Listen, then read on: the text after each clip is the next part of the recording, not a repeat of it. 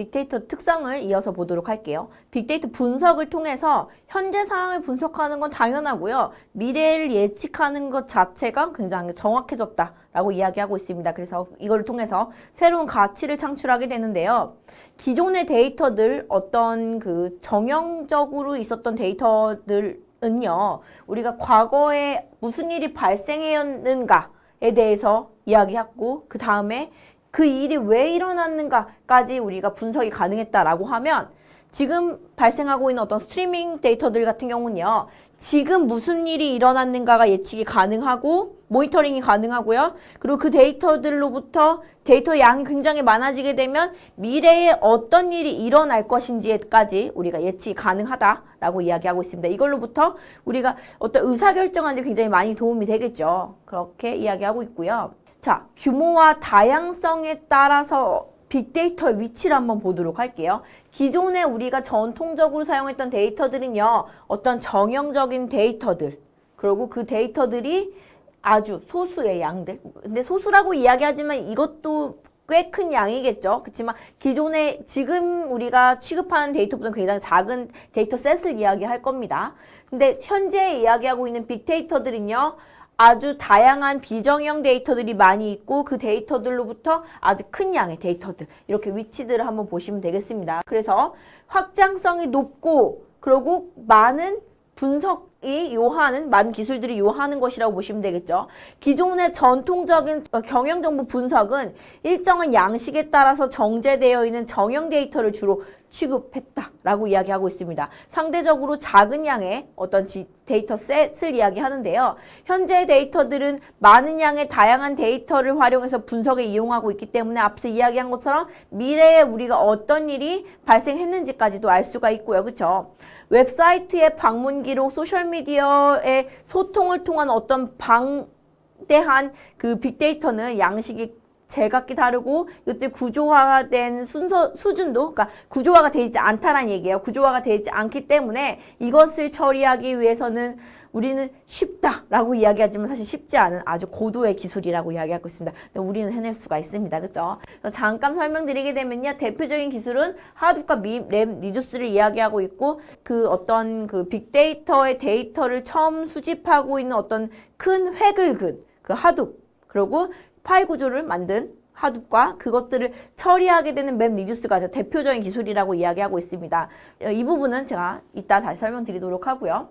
그래서 빅데이터의 처리 과정들을 잠깐 보시게 되면요. 전통적인 데이터와 빅데이터를 비교했을 때 정형적, 비정형적 이 두 단어만 가지고 빅데이터를 모두 다 설명을 할 수는 없어요. 시간 관계상 아주 조금 복잡한 내용들은 다 생략을 하고 아주 좀 중요한 키포인트들만 이야기해 보도록 하겠습니다. 어쨌거나 빅데이터가 가지고 있는 앞에서 설명한 그런 특징들, 배경들 때문에 빅데이터를 처리하기 위해서는 아주 새로운 기술들이 필요하게 되었는데요.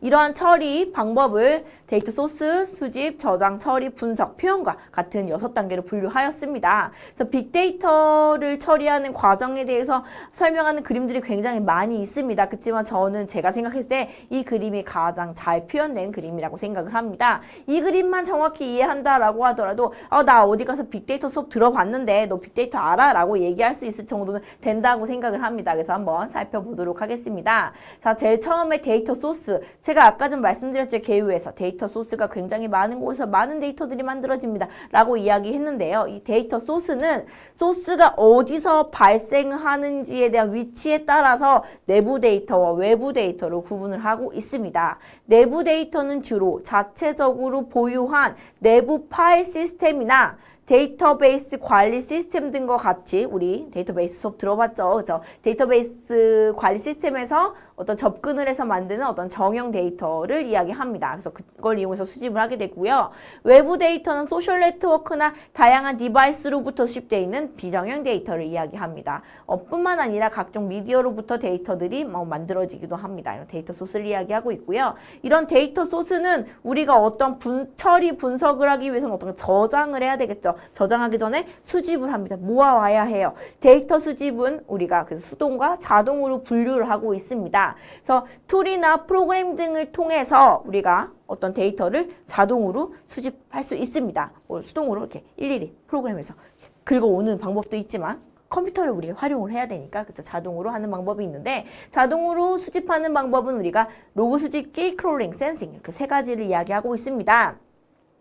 로그 수집기는요, 각종 로그 데이터를 자동으로 수집을 합니다. 로그 데이터는 아주 의미가 있는 데이터죠. 로그 데이터는 실제 현실에서 발생하는 사건을 기록한 데이터이기 때문에 유지보수뿐만 아니라 보안에서도 굉장히 의미를 갖고 있는 아주 중요한 데이터입니다.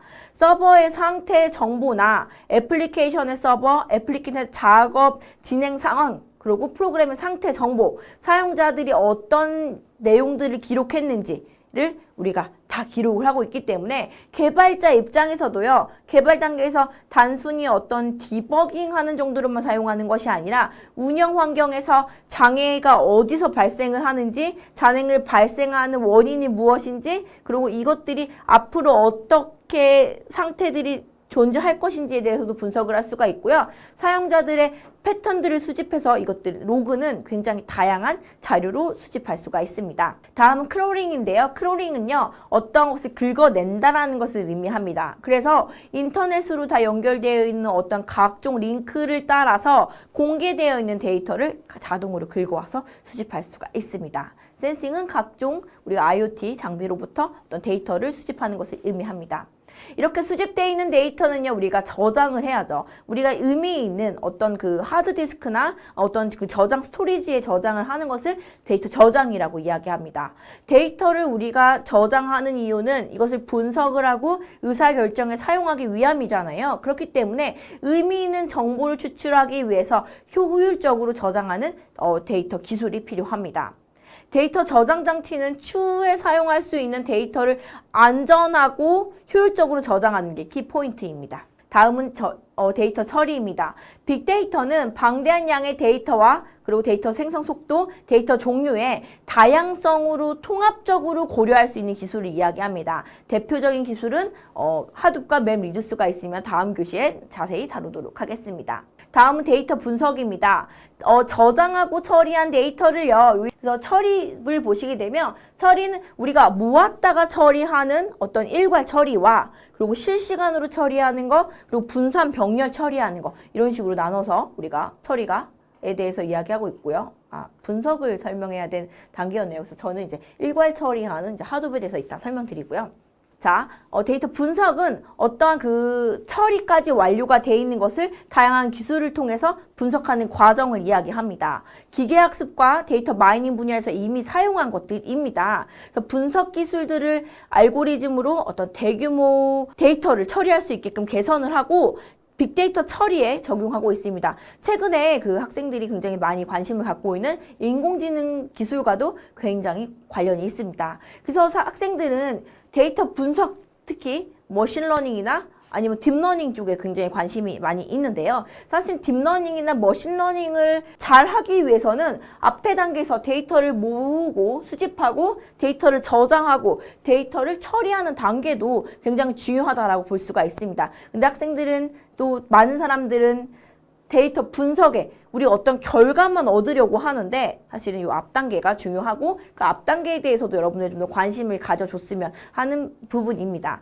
저는 특히 빅데이터에서도 좀 처리에 대해서 저희가 전공을 했거든요. 그래서 어떻게 하면 빠르게 데이터를 분류할 수 있을까? 분류되어 있는 데이터를 어떻게 빨리 가지고 올 수 있을까에 대해서 저는 연구를 좀 많이 했었는데 이런 부분에서도 그러니까 분석을 잘하기 위해서는 처리가 잘 돼야 된다는 거 여러분들이 잊지 않으셨으면 좋겠습니다. 다음은 마지막으로 데이터 표현 기술입니다. 최근에 들어서 가장 중요성이 대두되고 있는 기술이라고 볼 수가 있는데요. 같은 데이터라고 하더라도 이 데이터를 어떻게 표현하느냐에 따라서 그것을 이제 직관적으로 받아들이는 그런 가치가 달라질 수 있기 때문에 데이터의 결과를 어떻게 효율적으로 전달하는지에 대해서 우리가 고민해 봐야 합니다. 효과적으로 전달하기 위해서 어렵고 복잡한 정보를 한눈에 이해할 수 있도록 도표나 3D 이미지로 표현하는 기술들을 정보 표현 기술이라고 이야기하고 굉장히 많이 발전되고 있습니다. 간단하게 빅데이터 처리 과정에 대해서 설명을 드렸습니다.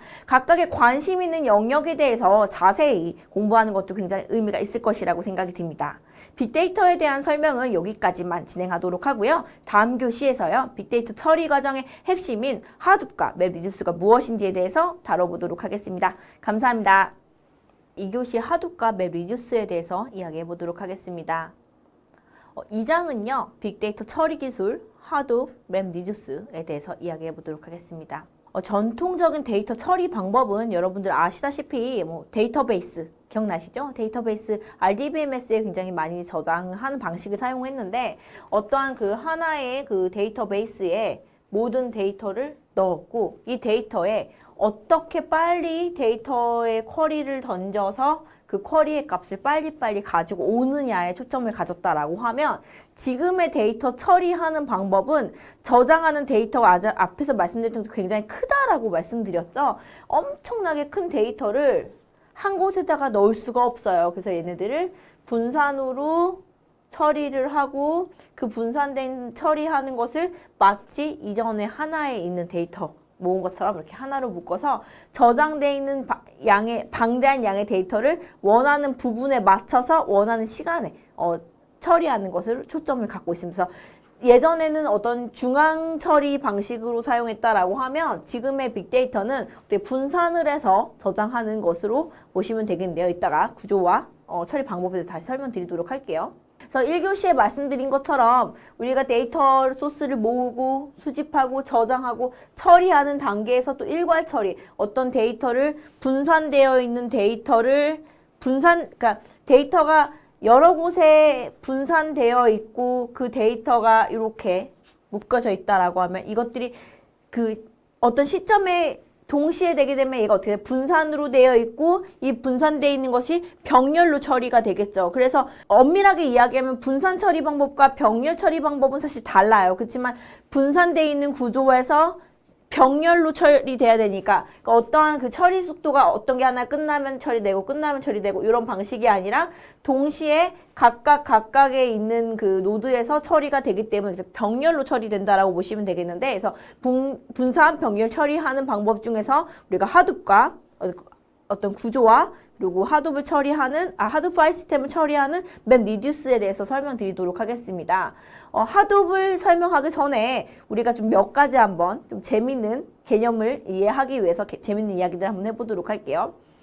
아파치 하둡의 부사장 그 아론 머신은 이렇게 이야기했다라고 합니다. HDFS 여기서 얘기하는 HDFS는요 하둡을 하기 위한 어떤 아키텍처, 어떤 파일 구조를 이야기하는데요. 이따 뒤에서 설명드릴게요. 어쨌거나 하둡 파일 시스템이란요. HDFS란 하둡 네트워크에 연결되어 있는 아무 기기에나 데이터를 밀어넣는 분산형 파일 시스템이다. 물론 여기에도 체계가 있어서 그냥 닥친 대로 배치하는 것은 아니지만 RDBMS의 고도로 엄격한 저장 인프라에 견주어 보면은 돼지우리나 다름없다라고 이야기하고 있습니다. RDBMS는 앞에서 제가 전통적인 방법 말씀드렸던 것처럼 이렇게 DB 안에다가 이렇게 우리가 저장을 하죠. 저장을 하기 위해서는 어떻게 하나요? 모델링을 하죠. 모델링을 해서 스키마를 만들고 엄격한 스키마, 우리 정교화 배우셨죠? 정교화나 이런 것들이 적용되어 있는 엄격한 스키마에 의해서 정형 데이터가 여기에 다 저장됐다라고 하면 HDFS는 어떤 파일 구조로 이따 설명드리겠지만 이렇게 네임 노드가 있고 각각의 여러 개의 노드들이 있는데 이 노드들이 있어요. 그러면 어떤 데이터가 존재하게 되면 그 데이터를 어떻게 해요? 다 막 넣는 거죠. 어떤 규칙들이 있겠지만 어쨌거나 그래서 고도의 어떤 RDBMS 기존에 있는 데이터베이스와는 다른 형식의 어떤 새로운 저장 장치, 저장 방법이다라고 보시면 돼요. 근데 얘는 아주 견고하고 얘는 돼지우리다. 좀 이렇게 보면은 그러면 옛날 게 더 좋은 게 아니에요 라고 생각하실 수도 있겠지만 앞에서 우리가 이야기했던 빅데이터의 특성들을 좀 고민을 해보셔야 돼요. 그래서 실시간으로 다양한 데이터를 어떤 스키마에 규정돼서 만들어지게 되면 그 처리 속도가 굉장히 느려지기 때문에 일단 우리 다 넣어보자. 하드 파일 시스템에 막 다 넣어보자. 다 넣어본 다음에 그 다음에 생각해보자 라는 개념으로 생각하시면 돼요.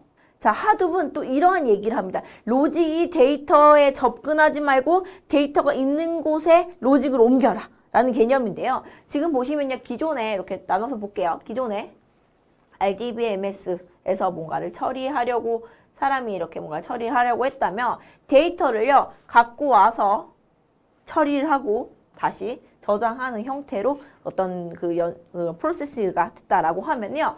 어떤 그 하둡에서 아주 많은 방대한 데이터들, 이 데이터들이 우리 빅데이터라고 이야기했잖아요. 굉장히 큰 양의 데이터라고 이야기했잖아요. 근데 내가 얘를 처리하기 위해서 이 데이터를 다 갖고 올 거야, 긁어올 거야, 가능할까요, 안 가능할까요? 가능하지 않겠죠. 그래서 어떻게 하냐면 얘가 야, 여기다가 우리가 그 데이터를 갖고 오는 것보다 프로그램을 갖고 오는 게 더, 그러니까 프로그램을 보내고 어떤 연산되어 있는 어떤 중간값을 갖고 오는 게 더 낫겠죠. 그래서 로직이 이 데이터 있는 곳으로 가지 말고 데이터가 있는 곳에다 우리가 연산을 던지고 그 결과값을 가지고 오자라는 개념으로 보시면 돼요. 이러한 배경들이 있습니다.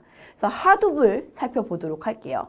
일반적으로 하둡은요. 하둡 파일 시스템, 제가 잠깐 언급드렸던 HDFS와 그리고 이것을 처리하기 위한 프레임워크인 그 맵리듀스 프레임워크로 시작하였습니다. 여러 데이터를 저장하고 실행 엔진, 그리고 프로그래밍, 데이터 처리와 같은 어떤 하둡의 생태계를 전반적으로 포함하는 의미로 확장하고 발전되고 있습니다. 하둡은요, 아파치 루신 프로젝트로부터 발전된 서비스입니다. 루신 프로젝트는 웹에서 어떤 것을 검색하는 그런 검색 엔진이라고 보시면 되는데요.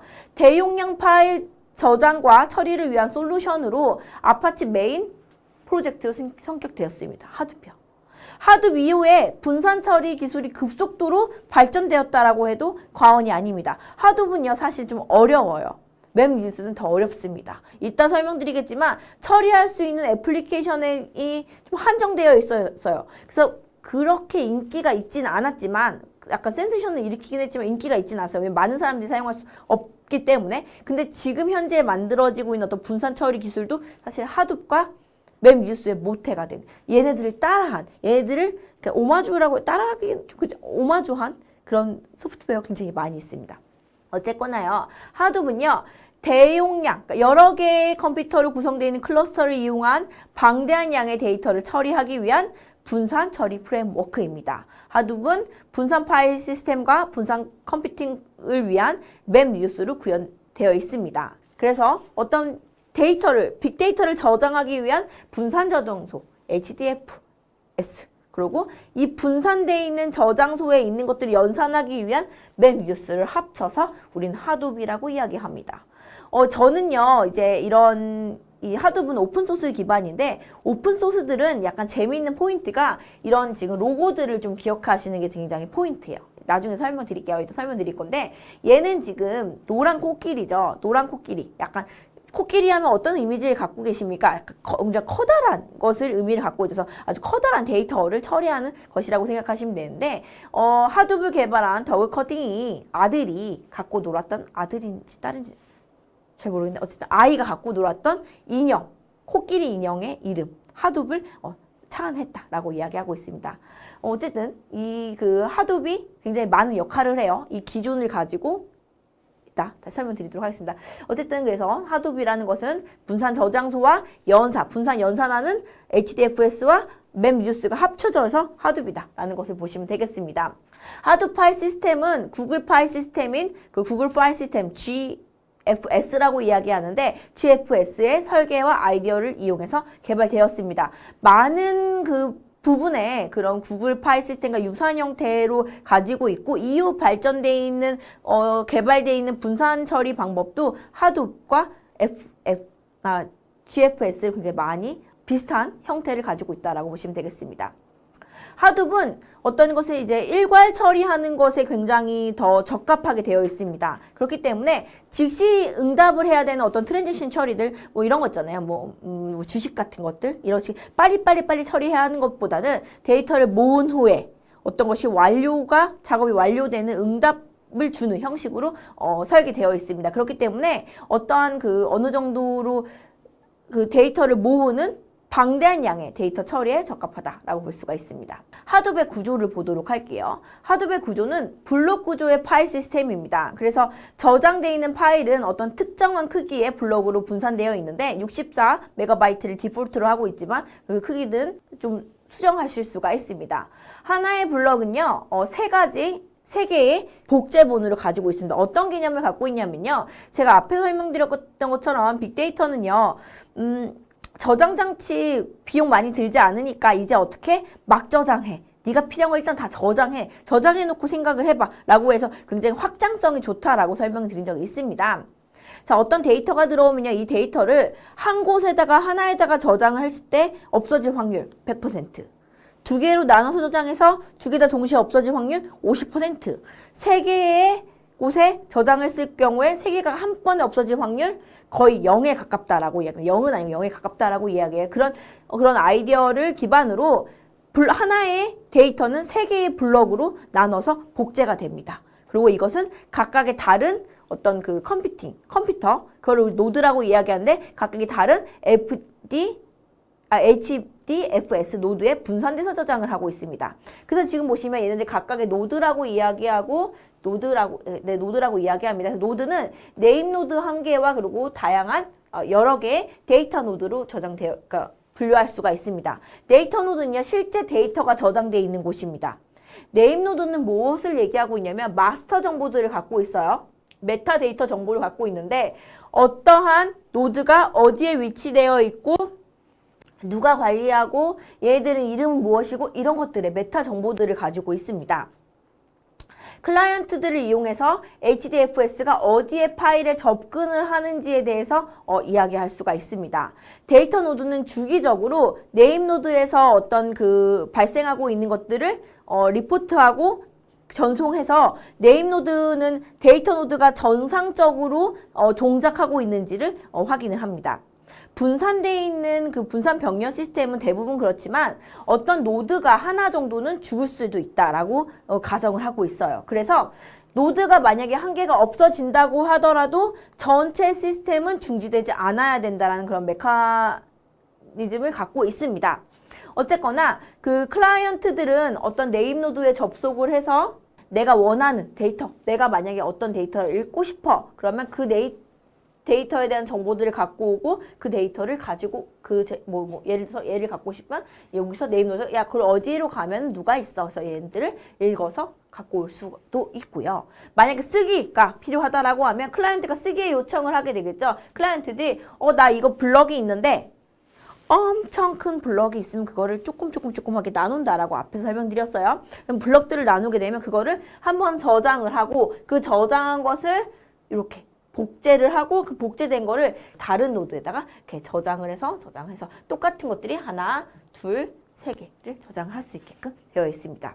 어쨌거나 여기서 중요한 거는 구조 자체가 하나의 네임 노드와 실제로 데이터가 저장되어 있는 데이터 노드로 분류가 되어 있고 네임 노드가 각각의 데이터 노드들이 갖고 있는 그런 정보들, 메타 데이터를 가지고 있다. 그래서 메타 데이터로부터 어디에 데이터가 갖고 있는지를 가서 읽을 수도 있고 내가 어떤 그 클라이언트가 쓰기의 요청이 있을 때 네임 노드에 저장하겠죠.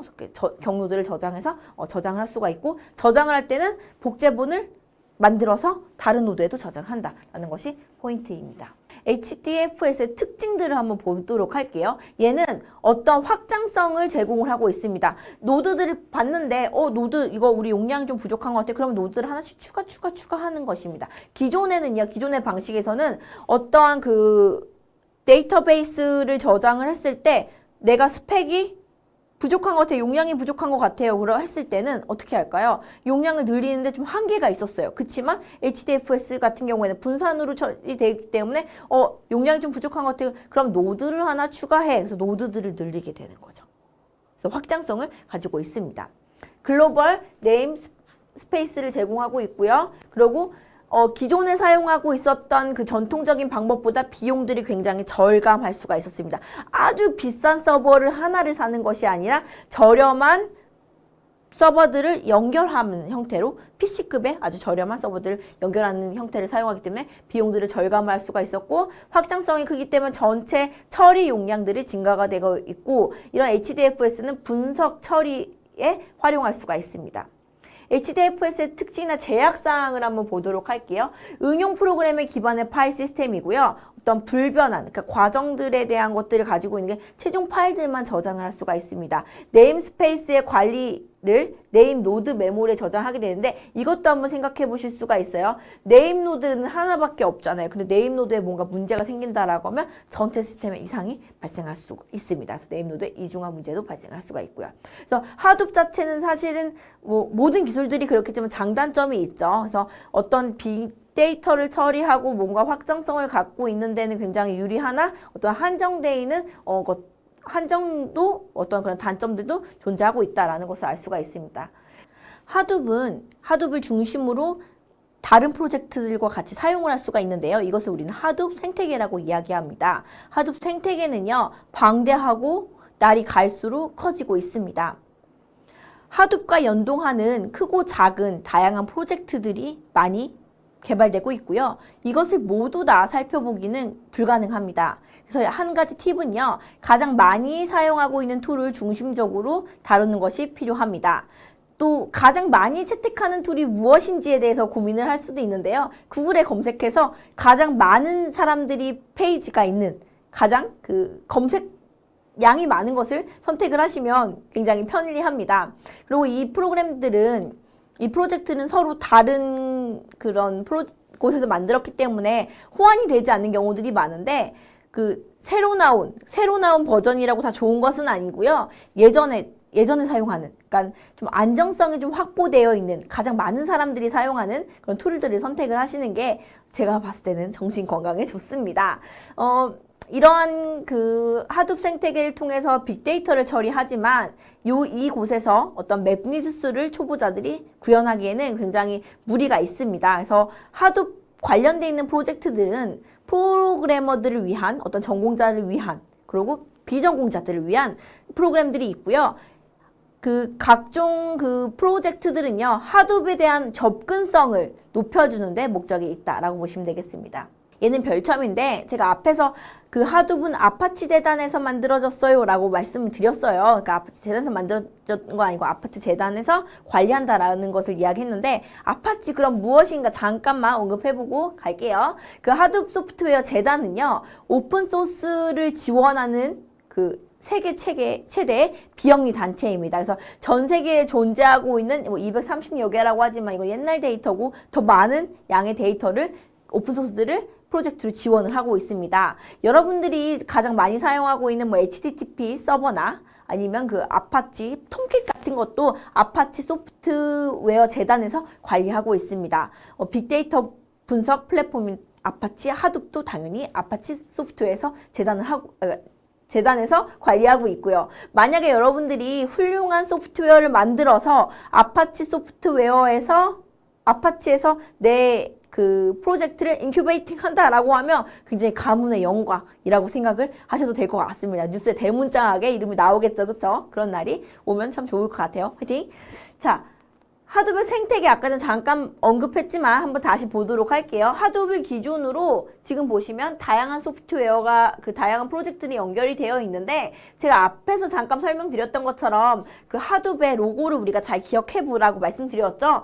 노란 코끼리예요. 노란 코끼리인데 지금 보시면 어떻게 되어 있나요? 마하웃은 지금 뭔지 잘 모르죠. 뭔지 잘 좀 볼게요. 그냥 로고만 보도록 하겠습니다. 노란 코끼리 위에 사람이 타 있어요. 마웃은 코끼리 조련사라는 뜻을 가지고 있고요. 그럼 어떻게 생각해 보시면 될까요? 데이터를 뭔가를 조련한다라는 의미를 가지면 되겠죠. 그런 실제로 머신러닝과 같은 그런 것으로 분석을 하는 툴입니다. 또 볼까요? 지금 보시면 주키퍼라고 이야기됐는데 각종 오픈 프로젝트들은요, 동물의 모습을 한 경우들이 많아요. 근데 주키퍼 뭡니까? 동물원을 관리하는 관리사라는 뜻을 갖고 있죠. 그래서 이런 것들을 프로젝트들을 관리하는 일을 합니다. 그래서 이런 그런 로고들을 보시는 게 약간 공부하는 팁이고요. 또 생태계는 굉장히 심플하게 만들었지만 실제로는 더 복잡하게 구현되어 있고 여러분들이 인터넷을 검색을 해보시게 되면은 더 복잡한 그런 하둡 생태계를 보실 수가 있습니다. 제가 말씀드리고 싶은 것은요.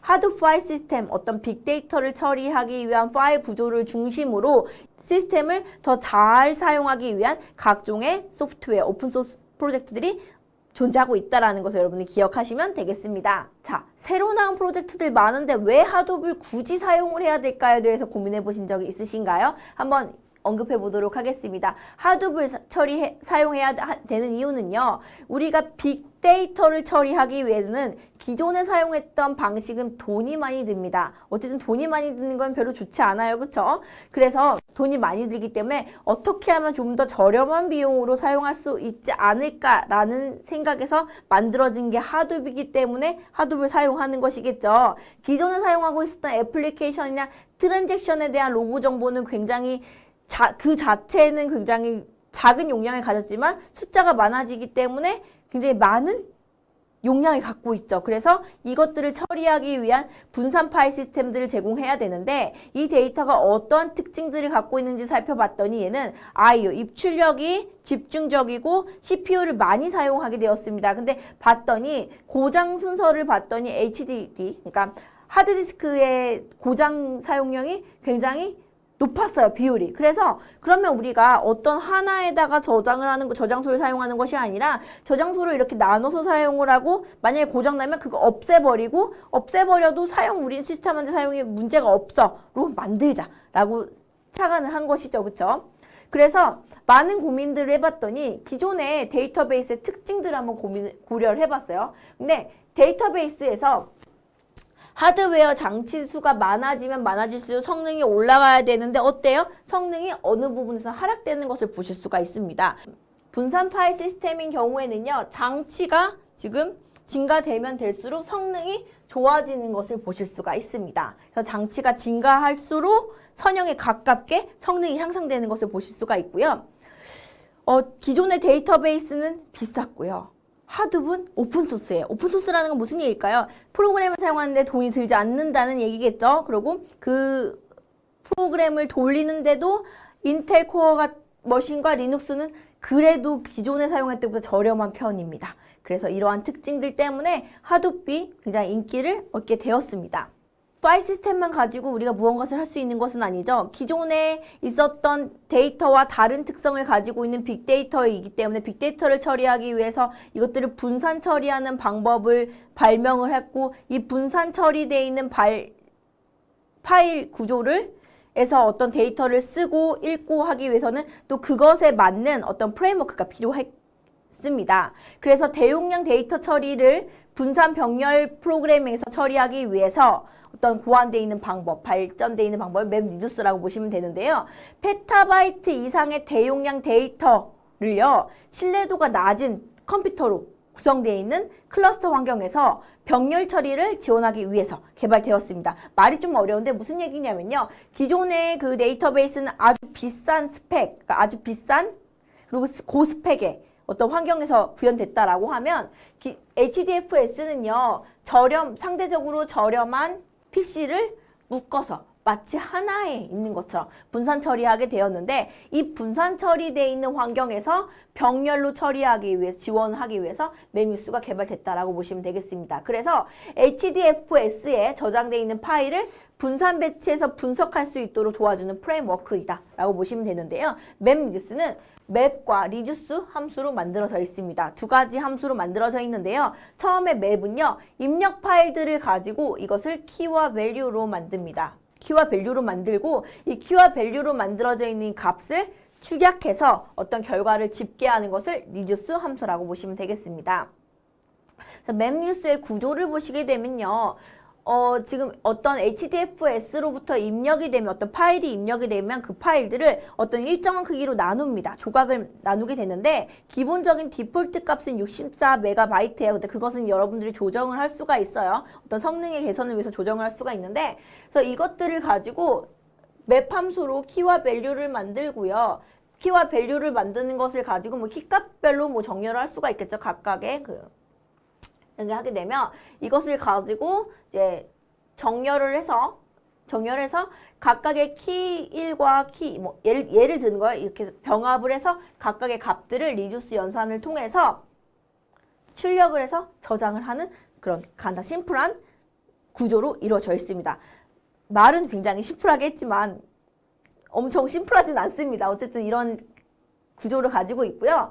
맵 리듀스의 실행 예를 한번 보도록 하겠습니다. 제가 봤을 때는 이 그림이 여러분들에게 이해를 돕게 하기 위해 굉장히 좀 적합하다고 생각하는데요.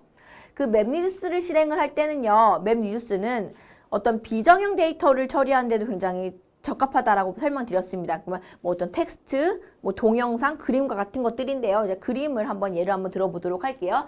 맵 합수에서는요, 키 값과 밸류 값을 만든다라고 이야기했어요. 그쵸? 어떤 입력 값이 들어오게 되면 이 입력 값을 일정한 크기로 조각으로 나누고 이 조각에서 이렇게 있죠. 얘네들을 각각의 볼까요?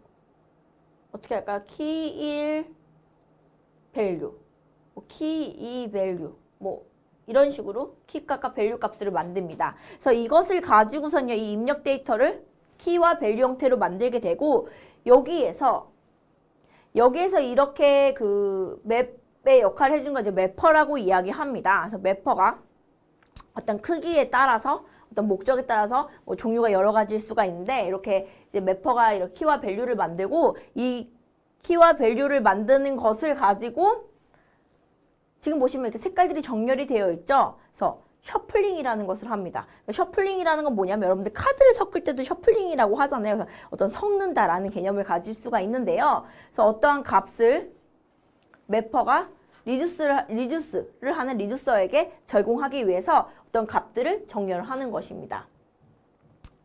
값들을 갖게 되고, 그럼 얘네들이 오게 되면 리듀스 함수가 어떻게 해요? 얘들 요약을 하는 거죠. 1, 2, 3, 4, 15개, 예를 들어서 키 1이 15개, 이런 식으로 결과값이 나올 수가 있겠죠. 그래서 이런 식으로 이제 맵 함수와 리듀스 함수를 사용을 해서 우리가 빅데이터를 처리할 수가 있습니다.